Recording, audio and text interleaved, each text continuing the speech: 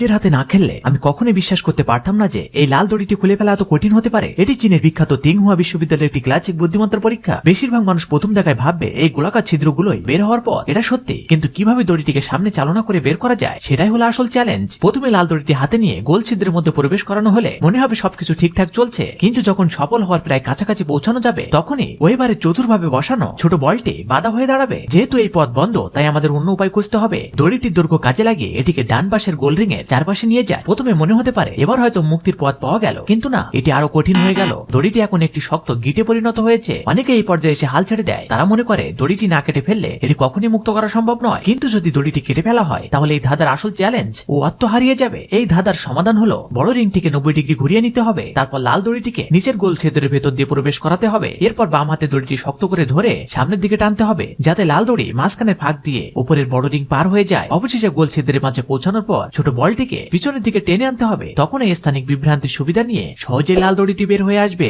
এখন কিছু like subscribe পাওয়া যাবে কি?